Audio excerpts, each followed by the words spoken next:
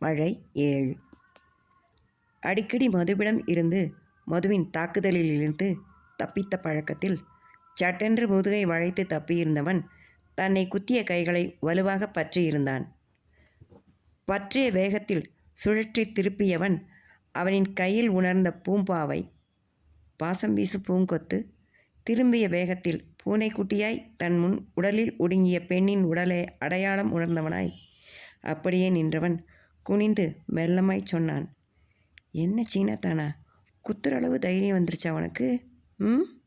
என, விடுடா, உன்னையெல்லாம் வயிற்றில் குத்திருக்கக்கூடாது, வாயில் குத்திருக்கணும் எனவும் மெலிதாய் சிரித்து, அதுக்கு நீ இன்னும் குறைஞ்சது 1 அடி வளரணும் என்றவன் தன் கரங்களுக்குள் சிறைப்பட்டு திமிரி கொண்டு கிடந்தவளை தன்னிலிருந்து பிரித்து நிறுத்தினான். கோபத்தினாலோ வேறு எதனாலோ முகம் சிவக்க நின்றவளின் தோற்றம் கண்டு அவனின் புன்னகையின் அளவு கூடினதே அன்றி குறையவில்லை. அப்போது ஹசி ஹசி என்று மது அழைக்கும் ஒலி கேட்க முகத்தை சீர் செய்த அவள் அந்த அறையின் புறமாய் எட்டி பார்த்து, வரேன் என்று விட்டு அவனின் அருகில் வந்து மென்குரலில், டிபி உன்னை சீரியஸாக விரும்புகிறா போல இருக்கு, எதுவானாலும் அவட்ட தெளிவாக பேசு, சும்மா விளையாடிட்டு இருக்காதே என்றவள், ஹசி எங்கடி போன என்று மீண்டும் உரைத்த மதுவின் குரலுக்கு பதிலாய், வரேன்பா, தண்ணி எடுத்துகிட்டு வரப்போனேன் என்று சத்தமாய் சொல்லியபடி நகர, ஓய் சின்னத்தானா, கையில் தண்ணி பாட்டில் எங்கன்னு அவ கேட்பா, அப்புறம் நீ இன்னும் என்னைய குத்தினதுக்கு காரணம் சொல்லலை என்று அவளின் கையை பற்றப்போக கைகளை தன்புறமாக வைத்தவாறு விலகியவள், ஏண்டா இவ்வளோ அழகாக பிறந்தேன்னு கடுப்பில் குத்தினேன், போதுமா என்றதுடன் வெவ என்று அழகு காட்டிவிட்டு ஓடினாள். வழியில் காரிடரின் டீப்பாயில் மேல் வைக்கப்பட்டிருந்த மினரல் வாட்டர் பாட்டில் ஒன்றை கையில் எடுத்துக்கொண்டு விரைந்தாள். செல்லும் அவளையே சிறு முறுவலுடன் பார்த்தவன் படியேறி வந்து கொண்டிருந்த தீபிகாவை பார்த்ததும் சுதாரித்து தனது அறை நோக்கி திரும்ப, விஷ்ணு எனும் அவளின் அழைப்பில் நின்றான். அவசரமாக அவனின் அருகில் வந்தவள் சுற்றி முற்றி பார்க்க சற்று தள்ளி நின்றபடி, சொல்லு தீபிகா எனவும் லேசான முறைப்புடன், தீபிகா என்ன சொல்கிற விஷ்ணு, போன லவர்ஸ் டே அப்போ நம்ம ஃபேர்வெல் அப்போ சொல்லாதது எதையும் நான் புதுசாக சொல்ல போகிறது கிடையாது, நீ தான் எஸ்ஆர் நோ சொல்லாமல் இழுத்தடிக்கிற என இடவலமாய் தலையசைத்தவன் நோ என்றான் ஒற்றை சொல்லாக. அவனின் முகத்தில் பார்வை பதித்திருந்தவள், நீ பொய் சொல்கிற, உன் கண்ணில் காதல் தெரியுது, ஏனோ மறைக்கிற எனவும் அலுப்புற்றவனை என்று பெருமூச்சு விட்டு, நீ உன் இமேஜினேஷன்ஸ், அதான் நான் பல தடவை சொன்ன பிறகும் உன்னால் ஏற்றுக்க முடியல, ஸ்ட்ரைட்டாக சொல்கிறேனே புரிஞ்சுக்கோ, திரும்பவும் சொல்கிறேன், நோ, உனக்கு நான் செட் ஆக மாட்டேன், ஒன்றரை குணம் வேறு என்னது வேறு, அதான் விலகி போகிறேன் என இறுக்கமாய் சொல்ல தவிப்பாய் பார்த்தவள், எல்லா பெண்கள்கிட்டையும் நல்லா ஃப்ரெண்டாக இருக்கிற நீ என்கிட்ட மட்டும் விலகி போகிற, அது நீ என்னைய வெறும் ஃப்ரெண்டாக பார்க்க முடியாததுனால தானே விஷால், நீ புரிஞ்சுக்கோ. சலிப்பாய் முகபாகனை காட்டியவன், இதைத்தான் சொன்னேன், நான் என் தாட்ஸ் தெளிவாக சொல்லியும் நீ உனக்கு ஏற்றா போல் அதுக்கு கலர் பூசிக்கிற, நீயா எப்போ தெளிவியோ என்று 2 கைகளையும் உயர்த்தி மேலே காட்டியவன், ஆல்ரெடி எனக்கு ஆள் இருக்காங்க சிஸ்டர், என்னை விற்று என்று கும்பிட, இதை நான் ராஜாராணி படத்திலே பார்த்துட்டேன் என்று மூக்கை உறிஞ்சியவாறு சொன்னவள் பக்கென்று சிரித்தவன் சட்டென்று அடக்கி, என்னைக்காவது ஒரு நாள் உனக்கு இது புரியும், எப்போவும் உனக்கும் எனக்கும் செட் ஆகாது, நீ ஒரு எண்ணா நான் ஒரு ஏண்டு தீபிகா, இப்போ நான் சொல்கிறேன்ல அதையாவது உன் நோட் பேடில் எழுதி வச்சுக்கோ, வி நாட் குட் ஃபார் மீன்னு, ஒரு நாள் நீ எனக்கு தேங்க்ஸ் சொல்லுவ பாரு என்றவன் திரும்ப முற்பட, opposite poles attracts each other, Vishu சீக்கிரமே நீ என்னை தேடி வருவ, will be waiting for you என்றவள் மது ஹசீனாவுடன் தான் இருக்கும் அறை நோக்கி போனாள். நெற்றியில் கை வைத்தவன், விளாடாதடா, அவகிட்ட சொல்லுன்னு சொல்லிட்டு போகுது, அது சொன்னால் நம்பி கேட்டுக்கிறதா இது, எத்தனை வாட்டி சொல்கிறது, ஒரு நாள் என்றவன் கற்பனையில் என்ன வந்ததோ, உதடு குவித்து குறும்பாய் சிரித்தவன், 2 பேருக்கும் ஒரே நாளில் புரிய வைக்கிறேன் என்று சுடுக்கிட்டு விட்டு தன் அறையை நோக்கி போனான்.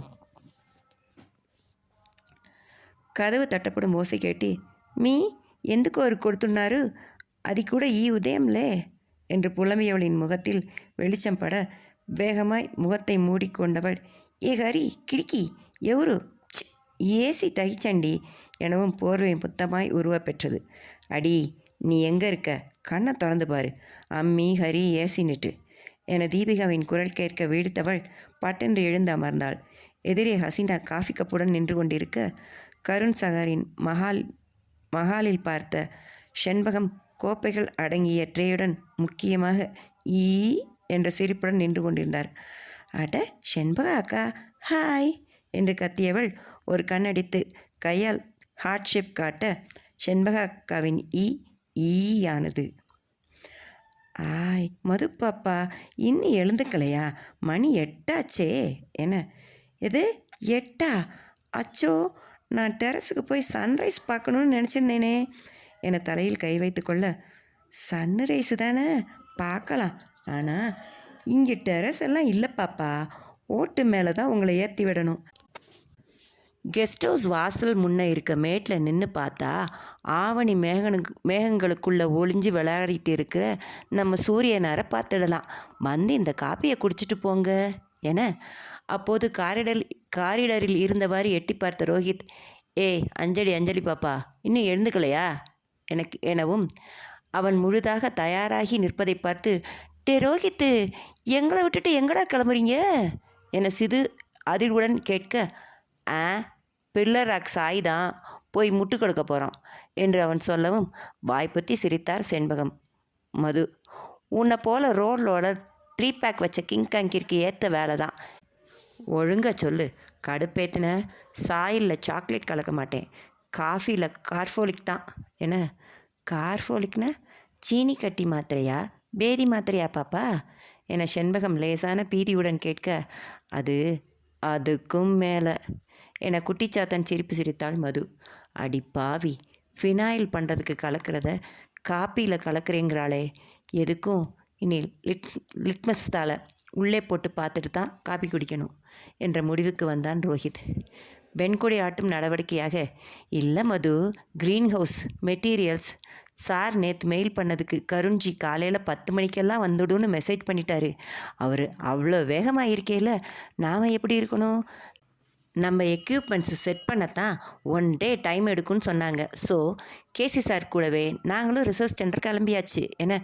டேய் அதெல்லாம் முடியாது, என்னை விட்டுட்டு ஒர்க் பண்ணாதீங்க, எனக்கு நீ கூப்பிட்டுருக்க வேண்டியதானேடா என்று சொன்னவள் வேகமாக குதித்து எழும்ப விஷ்ணு அந்த அறையை கடக்க இருந்தவன் அவளின் கீச்சு குரலில் நின்று பார்த்து அவள் குதித்த வேகம் கண்டு, ஏன் மந்தி ஏன் இப்படி குதிக்கிற, உட் ஃப்ளோரிங்கில் கிராக் வந்துட போகுது, நீங்கள் எல்லோரும் 10க்கு வந்தால் போதும், கருண் சார் க்ரீன் ஹவுஸ் செட் பண்ணணும் இடத்த ஃபைனலாக பண்ண சொல்லியிருக்காரு, மெட்டீரியல்ஸ் வரதுக்கும் நீங்கள் வரதுக்கும் சரியாக இருக்கும், பொறுமையாக வா என்றவன் அவளை நன்றாக பார்த்து, முக்கியமாக பல் தேய்ச்சிட்டு ஒழுக்கமாக குளிச்சுட்டு இந்த கோமாளி ரசம் மாற்றிட்டு வெளியே வா என்று சொன்னவன் அவசரமாக அந்த இடத்தை விட்டு நகர்ந்திருந்தான். பின்னே ஏவுகணை ஏம்பார்த்து வருவதற்குள் எஸ்கேப் ஆகி ஓடுவதே அறிவாளிக்கு அழகு.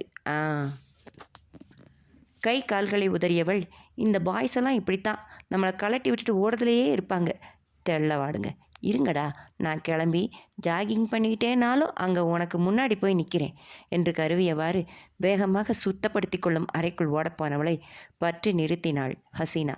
மது, அவன் சரியாகத்தான் சொன்னான், இன்று லேப் ஒர்க் இல்லை, கேசி சார் நம்ம 10-11 மணிக்கு தான் வரணும்னு காலையிலே சொல்லிட்டாரு, வாட்ஸ்அப் பாரு என.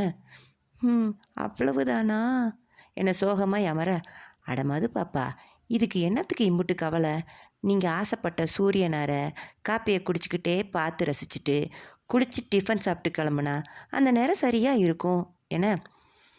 ஹசீனா, மது இங்கே வீட்டுக்கு பின்னே பள்ளத்தில் ஒரு குட்டி ரிவர் ஓடுது, சுற்றிலும் பிளம்ஸ் லிச்சி பெரிஸ் கார்டன் தானா, வா ஒரு ரவுண்டு போகலாம் என சொல்ல முகம் மலர, ரிவரா போகலாம் என்று தன் கூந்தலை கொண்டையிட்டவள், ஆமாம் எப்படி மெட்டீரியல் எல்லாம் அதுக்குள்ள, நான் இன்றைக்கி மதியம் மேலே ஆகிடுன்னு கொஞ்சம் அசால்ட்டாக இருந்துட்டேன், என சற்றே சோகமாய் சொல்ல செண்பகம், எங்கள் சின்னவர் எதுலேயும் புயல் வேகம்தான் பாப்பா. காலையில் இத்தனை நேரத்திற்கு அவர் எக்ஸசைஸ் பண்ணி சூரியனை பார்த்து தவம் பண்ணி அவர் செல்ல பிராணிகளை பார்க்க போயிட்டாரு என சொல்ல, ஓ சூப்பர், அவர் பெரியவர் என மது ஆவலாக கேட்க, அவருந்தான் கோலுப்பு விளையாட போயிட்டாரு என்று சொல்லியவாறு ஹசீனா தீபிகா குடித்துவிட்டு வைத்திருந்த காப்பி கோப்பைகளை எடுத்து ட்ரெயில் வைத்து கொண்டார். எது கோலு அப்பா என தீபிகா குழப்பமாக கேட்க, அதாம்மா பெரிய மைதானத்தில் எலி நோண்டி வச்ச வலைகளை தேடி தேடி குச்சி வச்சு தட்டி பந்தை உள்ளே போடுவாங்களே என. ஓ கோல்ஃபா என மது கேட்க, அதான் என்றார் செண்பகாக்கா. சிரிப்பு வந்தாலும் அடக்கி கொண்டனர் அனைவரும். மது, ஆமாம், சின்னவர் செல்லப்பிராணிங்கன்னா நாய் பூனை பேர்ட்ஸ் வளர்க்குறாரா? நாய் அதுங்களும் அங்கே இருக்குது, ஆனால் அவருக்கு ரொம்ப பிடிச்சது குதிரைங்க. என்ன குதிரையா என அனைவரும் கேட்க, ஆமாம் 6 குதிரைங்க இருக்குது. அவருக்கு அங்கே போயிட்டா நேரம் போகிறதே தெரியாது. பெரியவர் வார சமயம் நம்ம ஹோட்டலு கிளப்பு நம்பர்கள்னு இருப்பாந்தா, சின்னவர் அவர் செல்லப்பிராணிங்க மரம் செடி கொடின்னு இருப்பார் என்றவர் மது கையில் காப்பியை வைத்து, ரெடி ஆகுங்க, நான் மீனா கூட சேர்ந்து உங்களுக்கு பொங்கல் ரெடி பண்ணுறேன் என்றவாறு நகர்ந்தார். சற்று நேரத்தில் பெண்கள் மூவரும் மேகங்களுக்குள் மறைந்தாலும் ஒளிர்ந்து கொண்டிருந்த ஆரஞ்சு சூரியனை பார்த்து ரசித்தவாறே நடக்கத் தொடங்கியிருந்தனர். எங்கும் பனி மேகமாய் சூழ்ந்து இருக்க அதன் குளிரை விரட்டும் வேளையில் தீவிரமாய் இருந்தன சூரியனின் இள வெப்பக் கதிர்கள். காற்றில் ஈர மண்ணின் வாசம், அதனுடன் கலந்து வந்தது யூக்கலிப்டஸ் மனம். செம்ம வாசம் இல்லை என ஆழ்ந்து மூச்செடுத்தவாறு சொன்ன மது, மீ கோல்டப்போ இந்த ஆயில் தடவும் போது எரிச்சலாக இருக்கும், அதுவே இங்கே ஏரில் இருக்குது ஃப்ரெஷ் ஃபீல் என. தீபிகா, ஆமாம், இது இங்கே இந்த மரம் நிறைய இருந்ததுனால காற்றுலேயே வாசம் வருதா என. அதுவும் தான், ஆனால் இங்கே சாகர் எஸ்டேட் உள்ள ஆயில் ப்ரொடியூஸ் பண்ணுற ஃபேக்ட்ரியும் இருக்குது, அதனால தான் இவ்வளோ வாசம் என்றாள் ஹசீனா. வீடு இருந்த மேட்டில் இருந்த சாலையில் இறங்கியவர்கள் சிறு ஓடையாய் சலசலத்து கொண்டிருந்த நதியின் மேல் அமைக்கப்பட்டிருந்த சிறு பாலம் கடந்து ஹசீனா காட்டிய பக்கவாட்டு பாதை வழியில் பள்ளத்தில் இறங்கினர். மது தண்ணீரை பார்த்ததுமே கொண்டாட்டத்தில் துள்ள ஆரம்பித்து விட்டாள். ஹசீனா, மது, இட்ஸ் ஐஸ் கோல்டு, நீ பாட்டுக்கு கையை காலை வச்சிடாதே என எச்சரித்தவாறே நடந்து கொண்டிருந்தாள். அப்போது தொலைவில் மேட்டில் இருந்து ஒரு சிறு இரும்பு கதவை திறந்து கூடையில் ஏதோ சுமந்தவாறு சிறு படிகளில் இறங்கி வந்த டேவிட்டை கண்டபோது, ஹாய் டேவிட் அண்ணா என சத்தமிட, ஏதோ யோசனையில் வந்து கொண்டிருந்தவர் நிமிர்ந்து, மது பாப்பா என்றவர் தன் வேக நடையில் ஒரு நிமிடத்தில் அருகில் வந்து, என்ன இங்கே இறங்கிட்டீங்க என. ஆமாம், இந்த ரிவர் போகிற வழியிலேயே கொஞ்சம் தூரம் நடக்க போகிறோம், ரிவர் சைட் வியூ வாக்.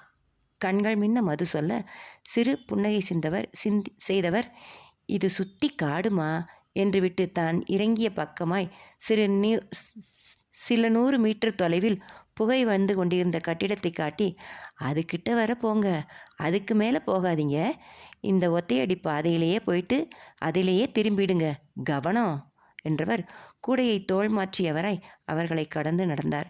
சரிண்ணா என்று பவ்யமாய் சொல்லியவள் ஏதோ நினைவு வந்தவளாய், அங்கே பாலா முள்ளா காய் வச்சிருக்க செடி இருக்குண்ணா,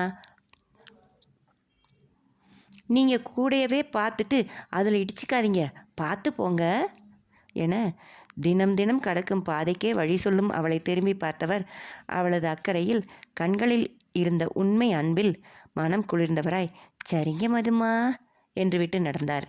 சில நொடிகள் நடந்திருப்பார்கள். அப்போது தீபிகா தன் ஸ்வெட்டர் பாக்கெட்டை தொட்டு பார்த்தவள், ஐயோ என் மொபைலை காணோம் என சொல்லியவாறு எல்லா பாக்கெட்டிலும் தேட, ஹசீனா, நீ வரும் முன்னே ரெஸ்ட் ரூம் போன போது எடுத்து டீப்பாயில் வச்ச எனவும், இல்லைடா எடுத்தேன், பாக்கெட்டில் வச்சேன், நல்லா ஞாபகம் இருக்குது, இங்கே வழியில் விழுந்திருக்குமோ என்றவாறு பாதையை பார்க்க மது, இல்லை தீபு, நான் வரும்போது அங்கே டேபிளில் தான் இருந்தது என சொன்னதும் தயக்கமாய் இருவரையும் பார்த்தவள், இஃப் யூ டோன்ட் மைண்ட், எனக்கு முக்கியமான கால் வரும், தனியாக போக பயமாக இருக்குது, திரும்பிடலாம் எனவும் தன் மொபைலில் மணி பார்த்த மது, 10 to 15 minutes போயிட்டு வந்துடலாம், நீயும் ஹசியும் போயிட்டு வாங்க.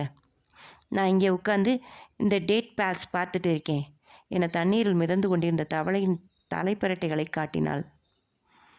ஹசீனா அவளை உற்று நோக்கி, மது, நீங்கள் தனியாக வா, வேணாம் வா எங்களோட என. ஹே ஹசி, இது ஃபுல்லாக சேஃப் பிளேஸ் தான். டேவிட் அண்ணா சொன்னார்ல, நான் இங்கே தான் இருப்பேன், ஃபோனும் இருக்குது. Don't want to miss this moment, this amazing place. நாளையெல்லாம் வர முடியாது, சீக்கிரமே நம்ம கிளம்ப வேண்டியது இருக்கும் என்றவள் அங்கே இருந்த சிறு பாறையில் அமர்ந்து கொள்ள, சரி, இங்கேயே இருக்கணும் ரைட் என சொல்லிவிட்டு அரைமனதாய் கிளம்பினாள் ஹசீனா. சில நிமிடங்கள் அங்கே உட்கார்ந்து மீன்கள் போல தோற்றம் காட்டியவாறு நீந்தி கொண்டிருந்த தவளை குஞ்சுகளை பார்த்து கொண்டு இருந்தவளுக்கு ஏதோ தோன்ற நிமிர்ந்து டேவிட் வெளியே வந்த கதவினை பார்த்தாள்.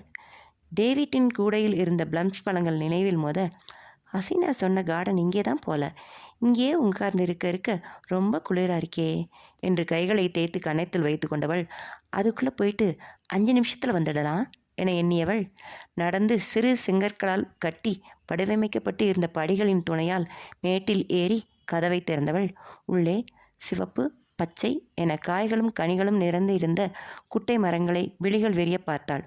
அப்போது உள்ளே இருந்து குதிரை கணைக்கும் ஒலி கேட்க யோசனையுடன் சத்தம் வந்த திசை நோக்கி திரும்பினாள். மழை 8. கண்முன் தெரிந்தது விரிந்து கிடந்தது வனமா தோட்டமா? அங்கே நகர்ந்து கொண்டிருந்த பனி மூட்டத்தின் நடுவே குட்டையாய் இருந்த பிளம்ஸ் மரங்கள் குறிப்பிட்ட இடைவெளியில் வரிசையாய் நின்றன. கரும்பச்சைகள் இருந்த முரட்டு கிளைகளில் இளம் பச்சை காய்களும் சிவந்த கனிகளும் பனிக்காற்றில் ஆடிக்கொண்டிருந்தன. கைகள் நீட்டினால் பறித்துவிடும் தூரத்தில் செக்கச் சிவந்த கனிகள். கண்ணை பறிக்க பிளம்ஸ் மரங்களை ரசித்து பார்த்து கொண்டிருந்தவளுக்கு குதிரை கணைக்கும் ஒலி கேட்க சற்றே உள்ளே எட்டி பார்த்தாள். கண்ணுக்கு எட்டிய தூரம் வரை பனியால் சூழ்ந்த மரங்கள்தான். ஆள் நடமாட்டம் இருப்பது போல தெரியவில்லை. பனிமூட்டத்தின் காரணமாக 8 அடி தொலைவில் இருப்பதே சரியாக புலப்படாத நிலை. சிறு ஓடையில் இருந்து சில பல அடிகள் உயரமான மேட்டில் மண் நிரவி சீர் செய்யப்பட்டு விவசாயம் நடைபெறுகிறது போலும். இடதுபுறம் சில 100 அடிகள் தொலைவில் உயரமான பேர் தெரியா மரங்கள். பேரிக்காயோ லிச்சியோ, ஹசி பழங்கள் பெயர் சொன்னாலே, ஐயோ, அவள் வரும் நேரம் அங்கே இல்லைன்னா டென்ஷன் ஆகிடுவா. ஏற்கனவே சொல்லிட்டு தான் போனா. அப்புறம் திரும்ப எங்கேயாவது போகணும்னாலே கிண்டர் கார்டன் பாப்பா ரெஞ்சுக்கு நம்மளை வச்சு காவல் காக்க ஆரம்பிச்சிடுவா என்று எண்ணியவளின் உதடுகள் முறுவல் காட்டி மை ஸ்வீட் ஹசி என முணுமுணுத்தன. தனக்கு மிக அருகிலேயே ஒரே கொத்தில் 4 கனிந்த பிளம்ஸ் பழங்கள் இருக்க, பனி படர்ந்தாற் போல வெள்ளையாக இருந்த படிமமும் ஆச்சரியமாக இருக்க உற்று பார்த்தாள். சென்னை சூப்பர் மார்க்கெட்டுகளில் பார்த்த நிறமோ அளவோ நிச்சயமாக இல்லை.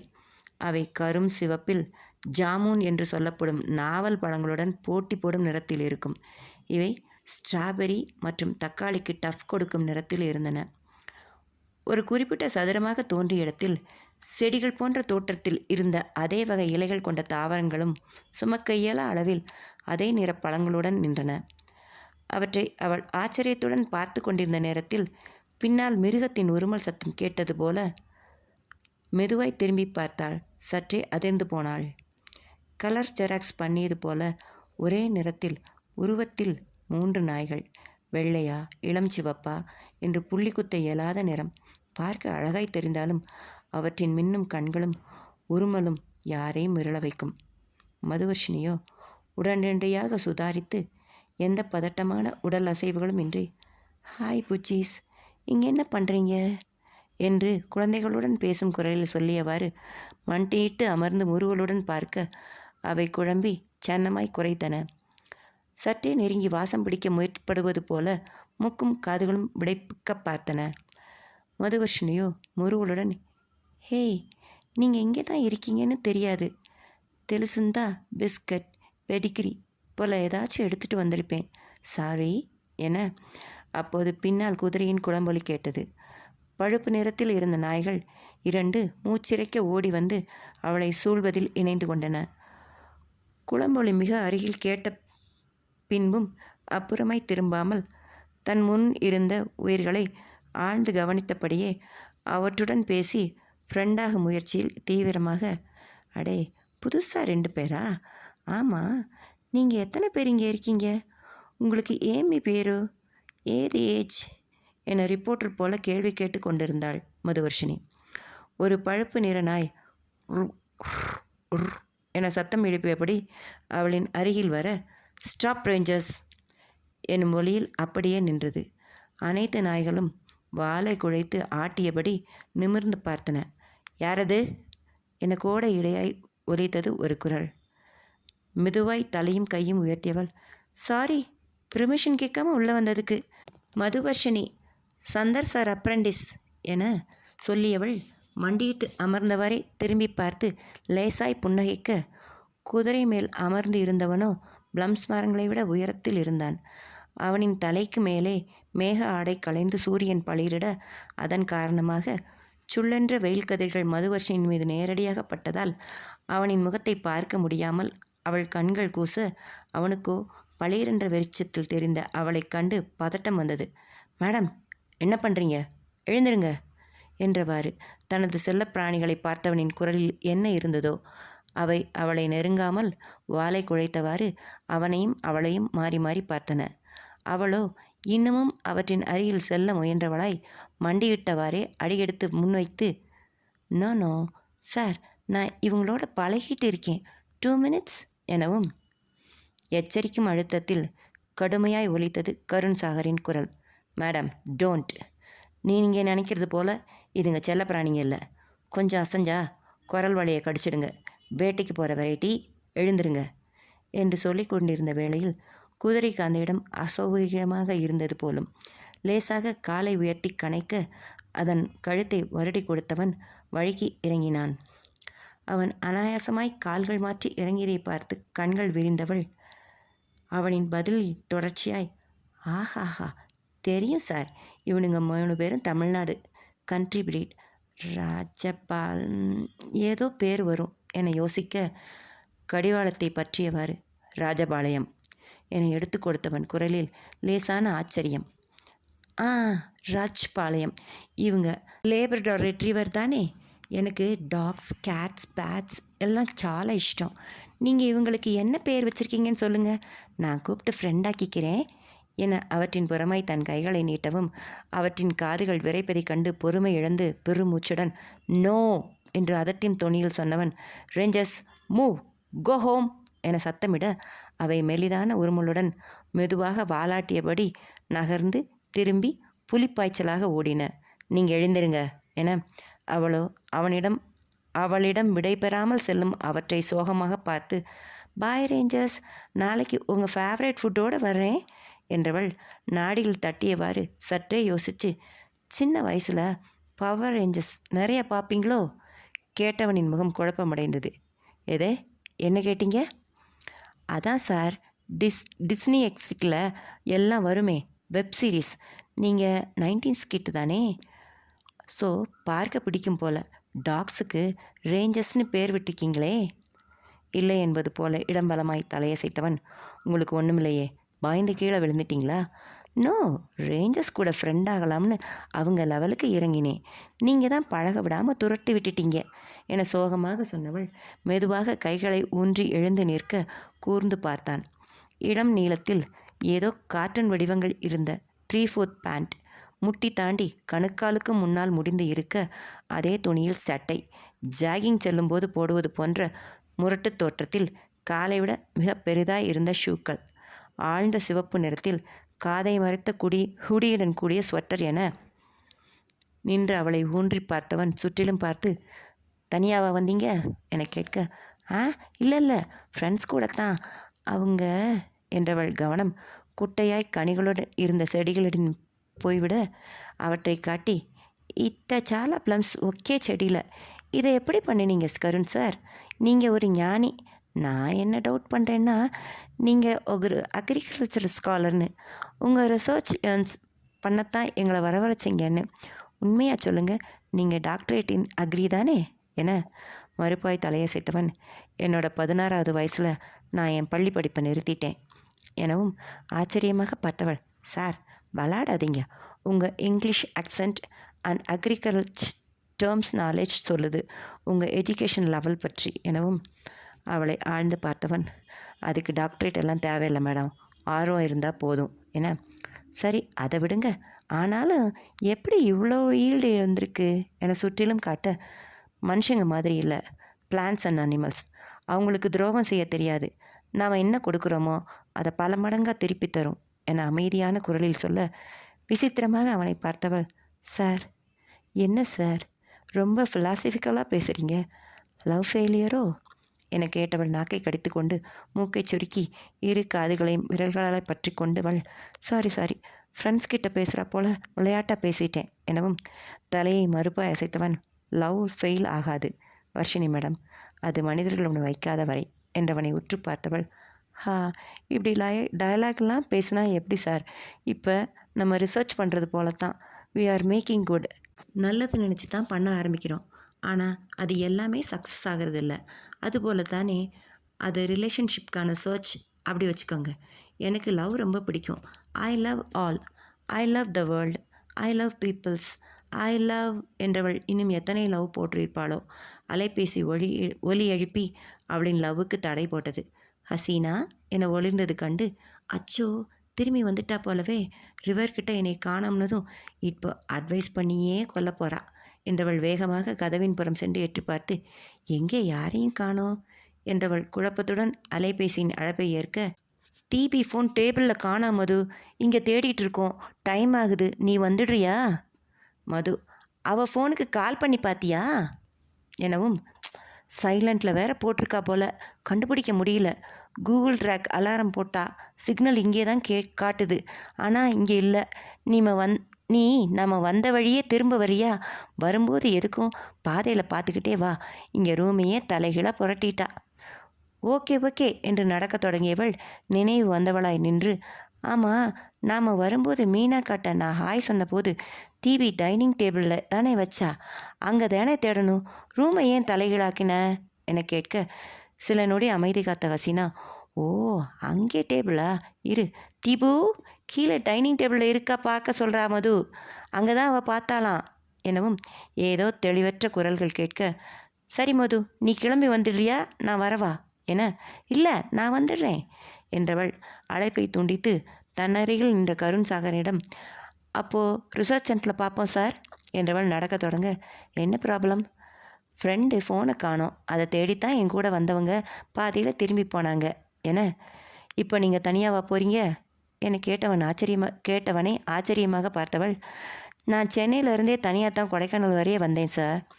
ஒரு நிமிஷம் வர்ஷினி என்றவனை ஆச்சரியத்துடன் திரும்பி பார்த்தாள்.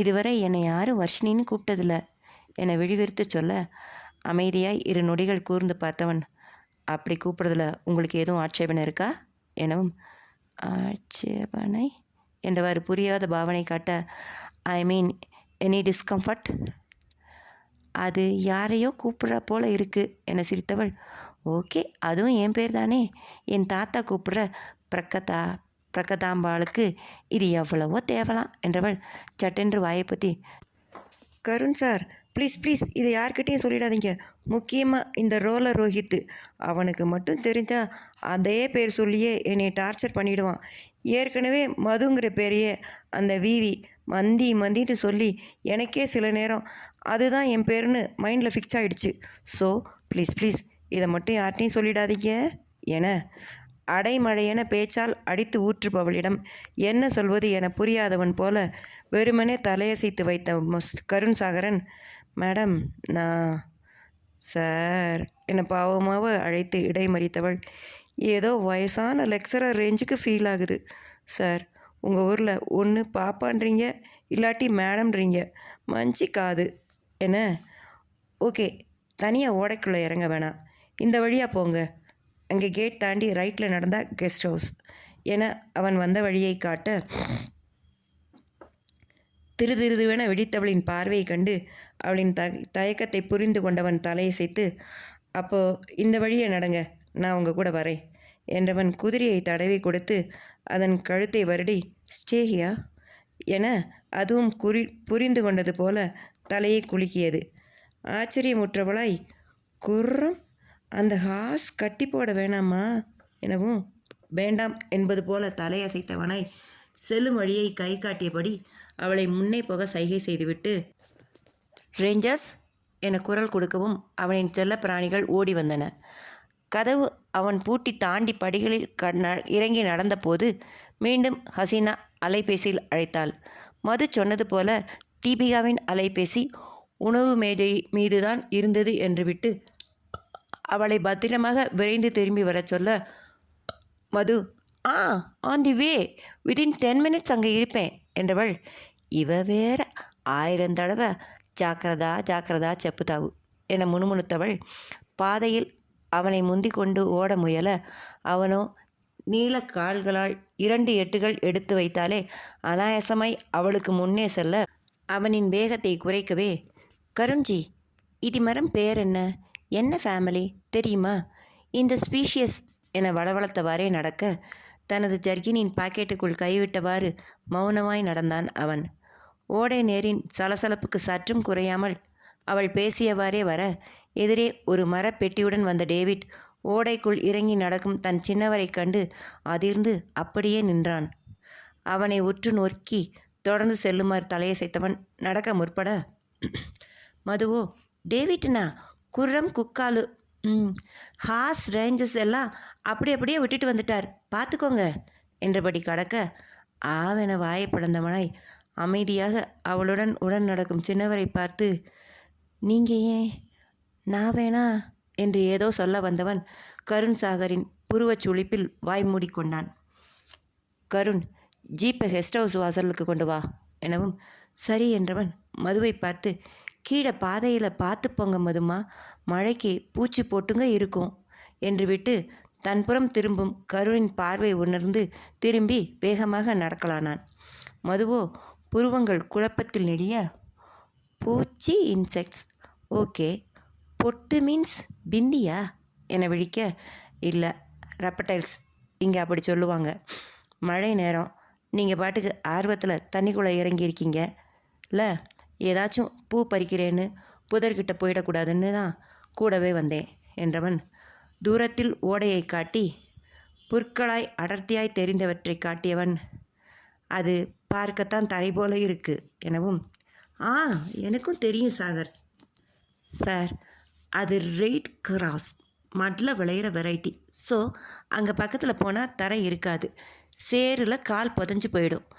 அப்படின்னா உங்கள் காலில் இருக்க அட்டைப்பூச்சியை என்ன பண்ணணும்னு உங்களுக்கு தெரிஞ்சிருக்கும்னு நினைக்கிறேன் என, இது என்று அதிர்ச்சியாய் காலை பார்க்க ஷூவிற்கும் பேண்டிற்கும் இடைப்பட்ட பகுதியில் 3 அங்குல அளவில் ஒட்டி கொண்டிருந்த பூச்சியை கண்டு தொடப்போக கையை வலுவாக பற்றினான்.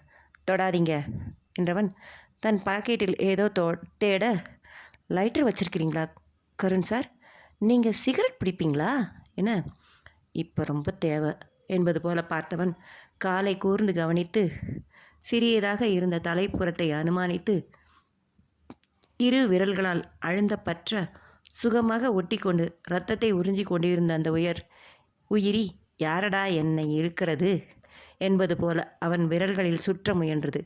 விரல்களில் பலம் கூட்டி அதனை நசுக்க, ஐயோ என்று அலறியவள், அதை விடுங்க சாகர் என்றவள் தன் பாக்கெட்டில் இருந்த சிறு கைக்குட்டையை எடுத்து அவனின் விரலில் வழிந்த குருதியை துடைத்து அந்த உயிரியையும் பிடித்து நீருக்குள் எறிந்தாள்.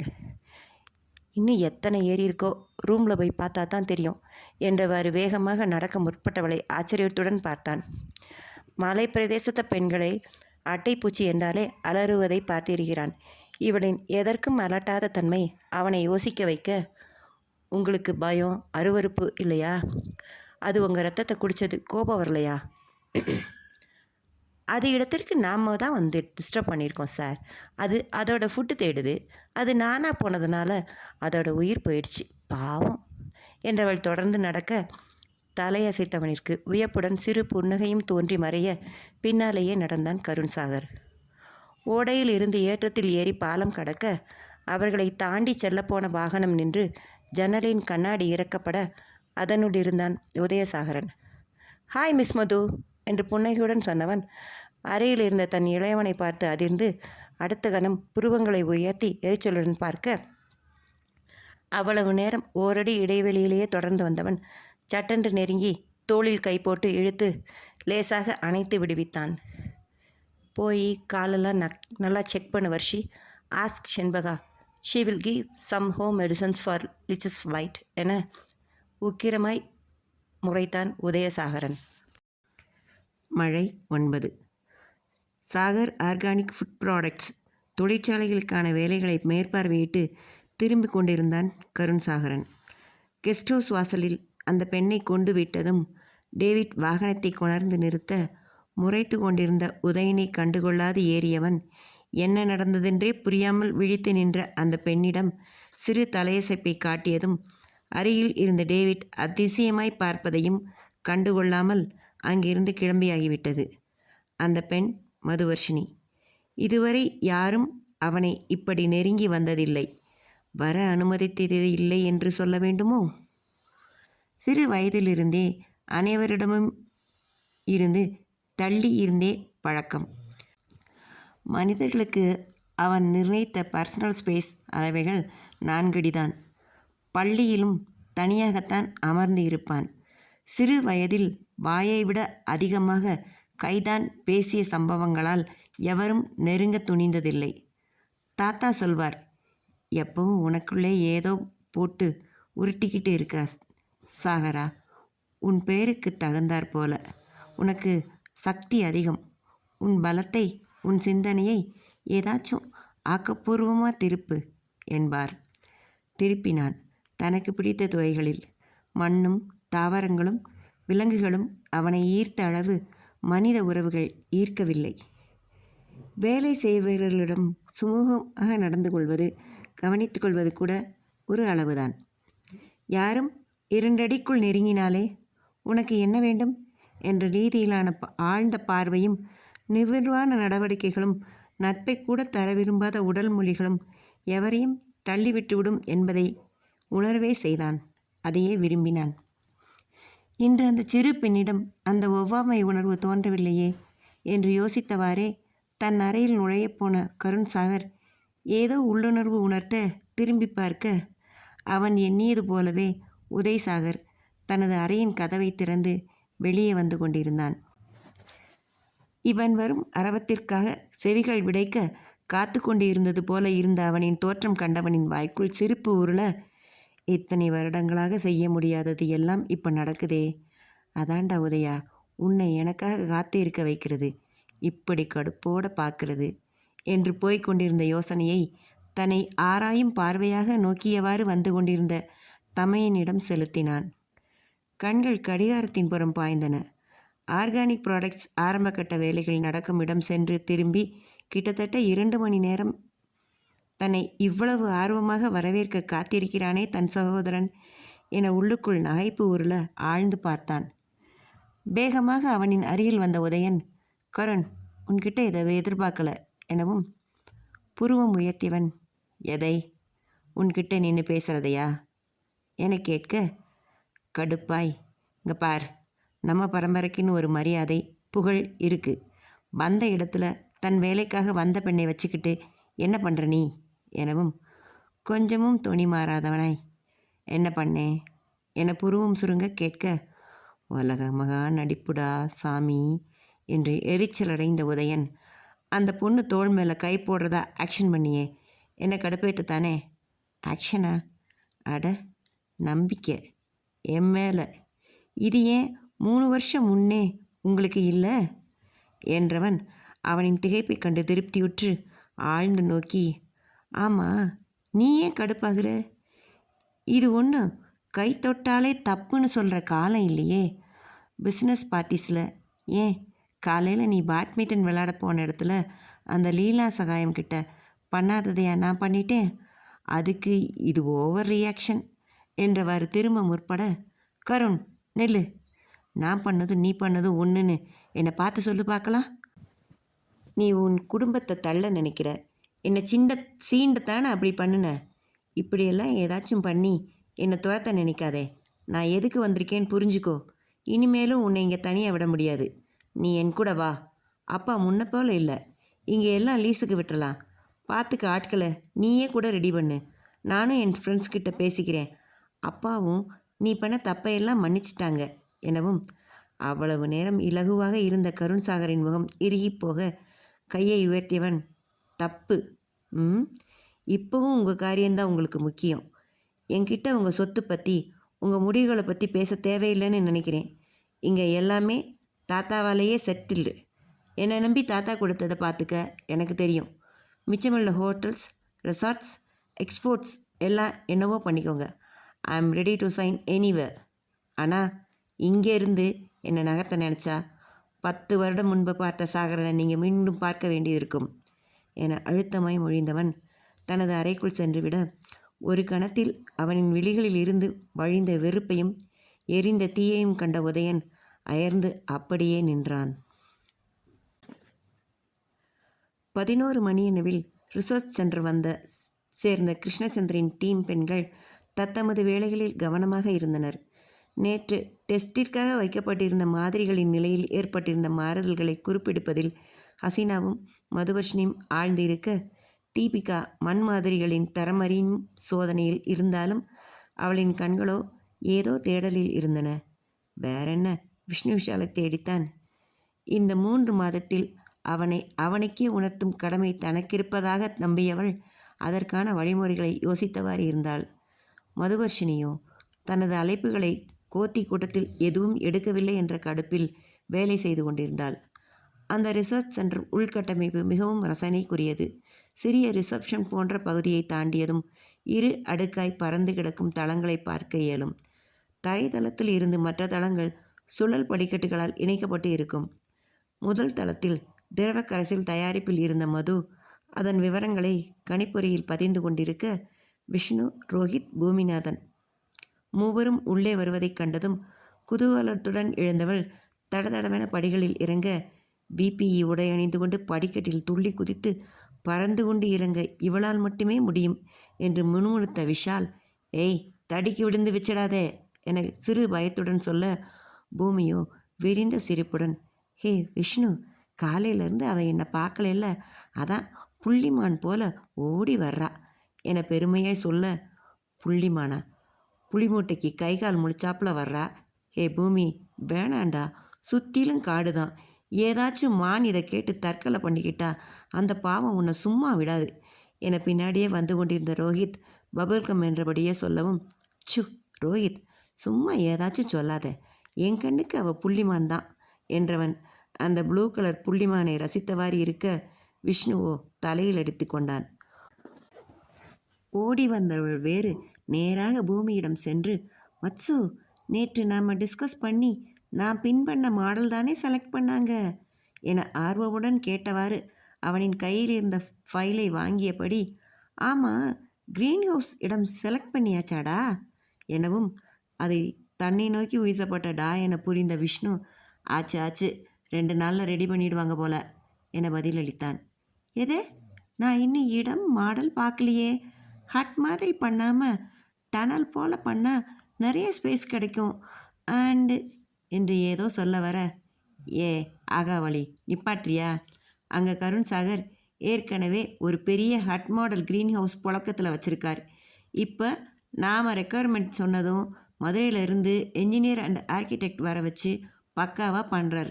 நீ 6 மாதம் ஆன்லைன் கோர்ஸ் அறிவை வச்சுக்கிட்டு ரொம்ப அறிஞ்சவளாட்டம் இங்கே ஃபிலிம் காட்டுதுன்னு நேத்திக்கே உன்கிட்ட சொன்னேன் என்றவன் நினைவு வந்தவனாய், ஆமாம், உங்களை 11 மணிக்கு இங்கே வந்த சரிங்கண்ணா, அதுக்குள்ளே எங்கன வனவலம் போனீங்க? என்னென்ன உரண்டைகள்லாம் இழுத்து வச்சிருக்கே என்று அதட்டும் துணியில் கேட்கவும் விழித்தவள், அது டைம் இருந்ததால் சும்மா வாக்கிங் போல் போகலாம்னு போனோண்டா என பம்ம. பின்னே இங்கே நடப்பதெல்லாம் மகாகணம் பொருந்திய மீக்கு ரிப்போர்ட் போய்விடுமே. அப்போதுதான் நினைவு வந்தவனாய் பூமி, ஹே மது, டேவிட் சொன்னார், நீ காலையிலே லீச்சஸோட ஹோஸ்ட் ஆயிட்டியாமே. நான் இருந்திருந்தா அதுங்க பாச்சா என்கிட்ட பழிச்சிருக்காது தெரியுமா. I know techniques. நீயும் இனிமே கையில் சால்ட் வச்சுக்கோ. லீச்சஸ் கடித்தாலோ இல்லை அதை உன் பாதையில் பார்த்தாலோ அது மேலே உப்பை கொட்டி பின்னாலே இருந்த ரோஹித் இடையிட்டு கையை ஆட்டி அப்படியே கொஞ்சம் பாப்ரிக்கா மிளகாப்பொடி, கார்லிக் பவுடர், பேசிக்ஸ் எல்லாம் போட்டு நல்லா ஆயில் ஃப்ரை பண்ணி சாப்பிட்றலாம் என கேட்ட அனைவரும் அந்த கற்பனையில் அரண்டு போய் தலையை கொழுக்க, மதுவோ மூக்கை சுழித்து கண்களை இறுக மூடி திறந்தவள் அடைச்ச என்று சொல்லி ஓங்கி ஒரு அடி அவனின் புஜத்தில் வைத்து, ரோடு ரோலரு, எதை சொல்கிறது, எத்தை தின்றதுன்னு கணக்கே இல்லையா? உன்னை எல்லாம் கிருமி போஜனம் பண்ணுறதுக்கு ஒரு அந்நியன் வரணுண்டா, பக்கி பயலை எனவும், பூமி, ஹே ரோஹித், முக்கியமான இன்ஸ்ட்ரக்ஷன் கொடுக்கும்போது டிஸ்ட்ராக்ட் பண்ணாத, நீயும் கவனமாக கேளு. ரியலி சால்ட் போட்டால் லிச்சஸ் சுருண்டுடும். நெருப்பு வச்சு சுடுறதை விட இது 100% சேஃப். நோட் பண்ணிட்டியா மது என மதுவோ மிக தீவிர முகபாவத்துடன் சரிதான் வத்சு டியர் எனவும், பூமியின் புன்னகை விரிய முகம் சிவக்க அவளையே ஆசையாய் பார்க்க ரொம்ப ஃபீல் பண்ணுவது போல் பாவனை காட்டிய அவள், ஆனால் நான் பக்கத்தில் வாக்கிங் தானேன்னு உப்பெல்லாம் எடுத்து போகலை. நீ சொல்கிறது நல்ல ஐடியா வத்சு, இனி கண்டிப்பாக எடுத்து போகணும். அட்லீஸ்ட் ப்ளம்ஸ் பேரிக்காய் தொட்டு சாப்பிட உதவும் எனவும், அட பக்கி, உசுரை காப்பாற்ற ஒன்று சொன்னால் நாக்குக்கு வஞ்சனை இல்லாமல் தின்ன யோசிக்குது பாரு என்பது போல பார்த்த விஷ்ணு அவளின் உசிதம் புரிந்தவனாய், எதை மறுக்க அந்த பக்கம் ஓவியா என்று கடுப்பாய் கேட்க, பின்னே ஒரு விஞ்ஞானி வாழ்க்கையில் லிச்சஸ்க்கெல்லாம் பயப்பட முடியுமா? அங்கே சாகர்ஜி செடியிலேயே அவ்வளவு பழம் பழுக்க வச்சிருக்கார். ரேஞ்சஸ் கூட ஃப்ரெண்டு பிடிக்கணும், ஹார்ஸ் மேலே ஏற பழகணும், எவ்வளோ வேலை இருக்குது என தலையை நிமிர்த்த, அப்போது கைகளில் பொருட்களுடன் டேவிட் உடன் அங்கே வந்த அருண், அடே விஞ்ஞானிகளா, இங்கே வந்து ஆளுக்கு ஒரு கை பிடிங்கடா. லேப் அப்பார்ட்ஸ் எல்லாம் வந்திருக்கு. லேபில் சரியான இடத்துல வச்சு டெஸ்ட் பண்ண சொல்லணும் கேசி சார் எனவும், அவசரமாக அவனை நோக்கி போயினர் அனைவரும். விஷ்ணு மதுவை நிறுத்தி, பிபியை போட்டுட்டு நீ எங்கே ஓடுற, நில்லு, முதல்ல அதை ரிமூவ் பண்ணு, அப்புறமா அதோ லேடிஸ் கொண்டு வந்து வைக்கிற பாக்ஸில் என்ன இருக்குன்னுட்டு பார்த்து லேபில் சரியான இடத்துல வைக்க சொல்லு என்றவன் பெரிய பொருட்களை தூக்கி வந்து கொண்டிருந்த வேலையாட்களிடம் சென்றான். அப்போது அங்கே வேகமாக வந்த ப்ரொஃபஸர் கிருஷ்ணச்சந்தர், எல்லா குட்ஸும் இங்கே வைங்க டேவிட், எது எந்த பேஸ் போகணும்னு நம்ம பாய்ஸ் சொன்னதும் அதை அரேஞ்ச் பண்ணி கொடுங்க, அதை எப்படி கனெக்ட் பண்ணணும்னு சொல்லுவாங்க, அது போல் பண்ணி கொடுங்க என்றவர் திரும்பி மதுவை பார்த்து, பிபிஇ ரிமூவ் பண்ணிவிட்டு கைட் பண்ணு மது. ஹசீனா, தீபிகா எங்க? Ground phase Vishnu, Madhu take care. First phase of parts Arun Rohit, second phase Bhoomi, Deepika, Haseena பார்த்துக்கோங்க.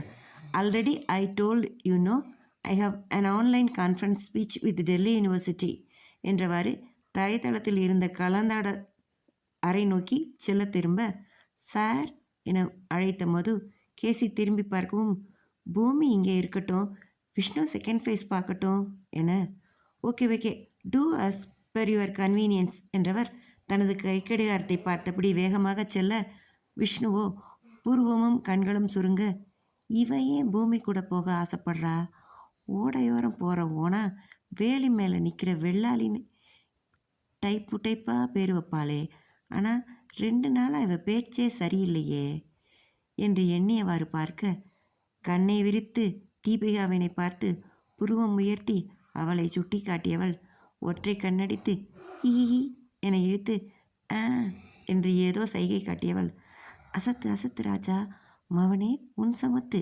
என்பது போல பெருமூச்சு விட்டு பூமிநாதன் அருகில் சென்று அவன் ஏதோ சாஃப்ட்வேர் பற்றி விளக்க ஆரம்பித்ததை கேட்டவாறு நடந்து லேசாக திரும்பி, கோ மேன், எல்லாம் உனக்காக என்று யோகி போல சாந்தமான முகம் வைத்தவளாய் கண்ணை காட்டிவிட்டு போனாள். அட குருமந்தி, பத்மினி வைஜெயந்தி மால் ஆட்டம் மாட்டின வஞ்சிக்கோட்டை வாலிபன் ஜெமினி கணேசன் மாதிரி என்னை இது 2 கிட்டையும் கோர்த்து விட்டுட்டு போகிறத பாரு, ஏதோ தியாகம் ரேஞ்சுக்கு பில்டப் பண்ணுதே, ஐயோ என்று புலம்பியவாறு திரும்பி பார்க்க, ஆராய்ச்சியாய் ஹசீனாவும் கண்களிலேயே காதல் ஊற்றை வழிய விட்டவாறு இருந்த தீபிகாவும் அவனின் வயிற்றுக்கும் தொண்டைக்கும் உருவமில்லா உருண்டையை உருள விட, அவருண்டை நெஞ்சி மற்றும் தொண்டையை அடைத்து கண்கள் விருந்த நிலை அடைய எச்சில் விழுங்கியவன், இன்னைக்கு சம்பவம் கன்ஃபார்ம் என்று இடுப்பிலிருந்து லேசாக நழுவிய பேண்ட்டை ஏற்றிவிட்டு ஸ்வெட்டரின் கைப்பகுதிகளை முழங்கை வரை சுருக்கியவன் ஓட தயாராகவும் ஆபத் பாந்தவியாய் எதிரே வந்தார் மீனாக்கா.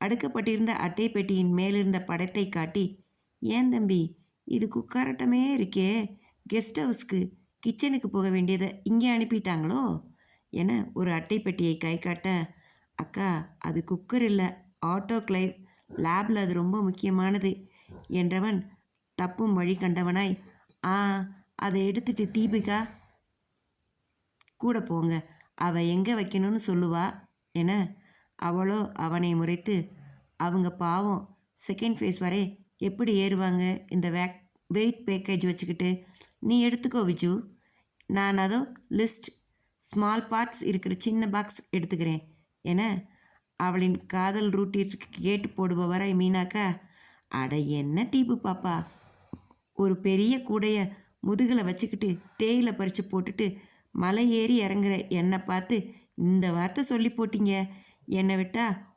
உங்களையும் சேர்த்து தூக்கிட்டு ஏறுவேன், நீங்கள் வந்து எங்கனை வச்சு அந்த குக்கரை செக்கு பண்ணணும்னு மட்டும் சொல்லுங்க என சொல்லியவராய் அந்த பெட்டியை எடுத்தவர், வரசா வா பாப்பா வேலையை முடிப்போம் என்று அவளையும் தள்ளி கொண்டு செல்ல, எட்டி பார்த்து தீபிகா மீனாக்காவுடன் படியேறி செல்வதையும் விஷு ஹசியுடன் நிற்பதையும் கண்ட மது, டே ஏண்டா என சைகை செய்தவள் அவனின் முறைப்பை கண்டு, என்னவோ சரியில்லையே என சொல்லியவாறு பூமிப்புறம் திரும்ப போனவளிற்கு ஏதோ உறுத்த திரும்பி பார்த்தாள். அங்கே வெளிவாயிலில் நின்று கொண்டிருந்தான் கருண் சாகர். ஐ, இவரா, இங்கே எங்கே, ஆனால் இவர் வர்றாருனா ஏன் நெஞ்சு படப்படன்னு அடிக்குது? மது, இதுவரை இதெல்லாம் நீ டயலாகாக சொல்லிட்டு இருந்த, இப்போ அதை ஏன் ஃபீல் பண்ணுற என்று ஜெர்க்கானவள் அவனின் பார்வையின் தேடலை உணர்ந்தவளாய் நகர்ந்து அவன் அருகில் சென்றவள், ப்ரொஃபஸரை தேடுறீங்களா?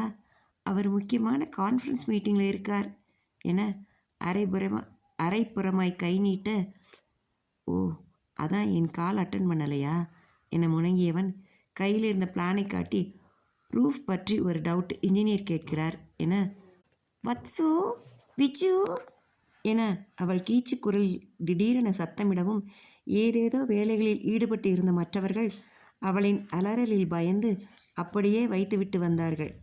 விஷ்ணு பூமியை தவிர அவர்களின் காதுகளுக்கு இவளின் அலறல் எட்டவில்லையோ?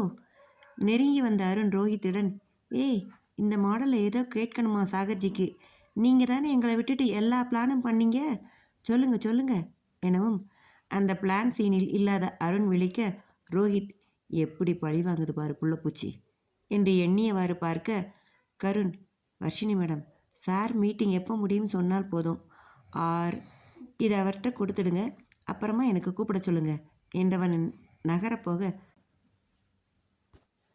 சார் என்ன சார், எங்கள் சின்னத்தில் ஸ்ரீவத்சுக்கு எங்கள் ப்ரொஃபஸர் என்ன சொல்லியிருப்பார்னு தெளிவாக தெரியும், அவரே சொல்லிடுவார், கொஞ்சம் பொறுங்க என்றவள் அவனிடமிருந்து பறிக்காத குறையாக பிளானை வாங்கி கொண்டு போனதோடு ஏதோ யோசித்தவள், நீங்களும் வாங்க என அவனின் கைப்பற்றி இழுத்துச் செல்ல சுகமாய் அதிர்ந்தான்.